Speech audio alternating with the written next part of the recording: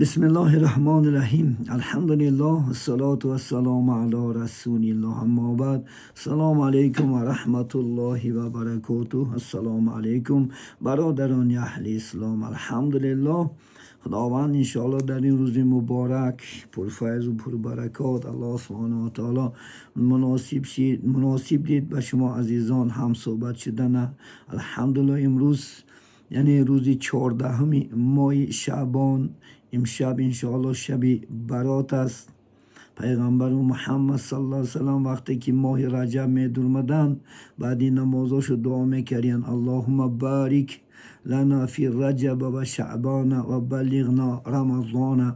پروردگارا این ماه رجب، این ماه شعبان و ماه پر برکات بگردون، اما را رسان و ماه یعنی مبارک رمضان. البته انشاءالله پیشوازگیری است، انشاءالله بعد 16 روز الله سبحانه و تعالی مناسب بگردوند، یعنی ماه مبارک انشاءالله خدا خواهد یعنی رمضان پیشواز میگیریم. الحمدلله امشب شب برات است، امشب شب انشاءالله ماه شعبان 15 شب انشاءالله خدا خواهد رحمت، شب مبارک قرار داریم. اهل سنت و جماعت جمله انشاءالله عالم ها، اکثر فقها در این انشاءالله شب انشاءالله یعنی برای خواندن نمازهای قضا، برای انشاءالله خواندن تلاوت قرآن و برای ذکر کردن و تحلیل و تسبیح گفتن و انشاءالله پگه روزی یعنی 15 روزه گرفتن شه انشاءالله خدا خواهد عمل خیلی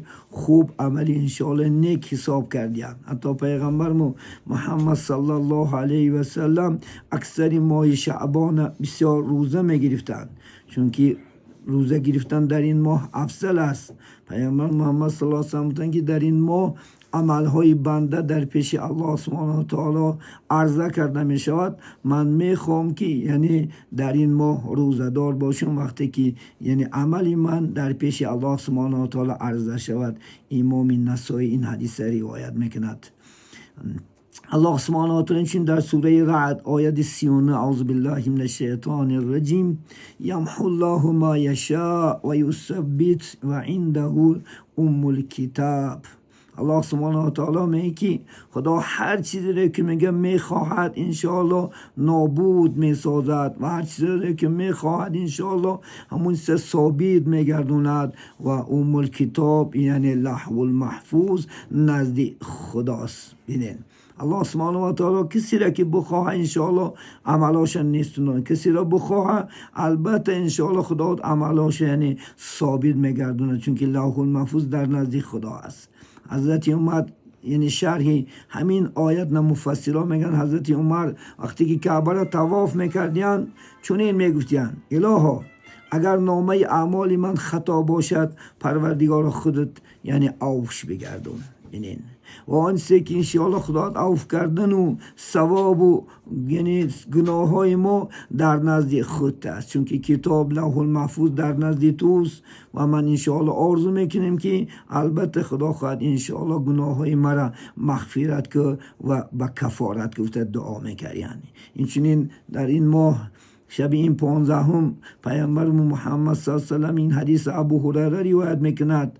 حضرت رسول الله که روزی 15 ماه شعبان بود، حضرت جبرائیل میگه نزد من آمد و گفت الله سبحانه و تعالی امروز 300 دری رحمت برای اون روی امتات کشاده میگردونه، مگرم کسی که شرک میارد. کسی که شرک میارد گفت برای وی رحمت الهی سزاوار نمیشود. گفت و این چنین در قطار اینا کسانی که فالبین ها هستند، فالبینی میکنند، بخشیگی میکنند، و کسانی هستی که کاهین هستند، سحر و جادوگر هستند، و کسانی که شرابخور عرقخور هستند، و کسانی که انشاءالله فایز خور یعنی پرسند خور هستند، انشاءالله کسانی که زیناکار هستند، اینا هم گناهش الله سبحانه و تعالی نمی بخشیده. مادامی که اینها می بخشیده شو بغیر از مشرک ها انشاءالله این گناهی که ذکر کردیم اگر توبه نصوح کنن، از قلب انشاءالله خدا خواهد توبه کنند، الله سبحانه و تعالی گناه های اینها را البته میبخشد. امید میکنیم که انشاءالله این بندگان گناهگار انشاءالله هر میشه در توبه باشند، همیشه در امید رحمت الهی شده انشاءالله خدا خواهد توبه کنند. حسن بصری رحمت الله علیه 15 یعنی روزی ماه شعبان شود، در کوچه می دیدیانش رنگاش تغییر یافتگی، زرد شدگی. میگفتن چی حالت است؟ این خیلی رنگ و زرد است. میگفتست که به علم یقین امید دارم که گناهگار هستم.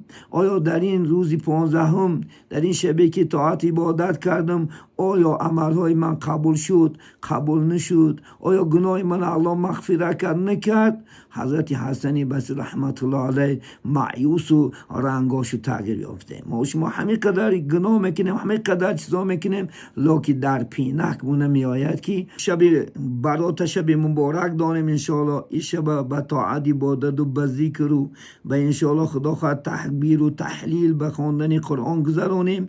انشاءالله از این درهای 300 رحمتی که الله برای ما و شما گشوده میگرداند، البته انشاءالله خدا خواهد گناه ما و شما را مغفرت میکند. و این چنین پیشوازگیری ماه مبارک است. خدا خواهد انشاءالله کن هممونم تیاری به ماه مبارک بینیم. یعنی خدا خواهد انشاءالله یعنی کودکام نه دخترایی که به 9 رسیدن، بچه‌ای که به 12 روزه در گردن یا فرض میشد و یارم گاه در این خدا خواهد 16 روز روزه گیرانیم، تیار شو کنیم که وقتی که همون روز روزه میگیریم هممون 2 روز 3 روز گرنگ میشیم و در یعنی نماز تراویح یعنی داشتن روزانه عذاب میکشیم. برای همین ما شما بدن گاه در این خدا خواهد 16 روز عادت کنیم، اگر نه عذاب میکشیم نه گرنگ میشیم. ماه مبارک هم به خوبی و این چنین تراویح را به نیکی انشاءالله انجام دادن الله سبحانه و تعالی و شما قوت پیدا میکند. همیشه برای شما تنسیت خانه آبادی خاطر جمعی و خداوند این شب برای ما و شما الهی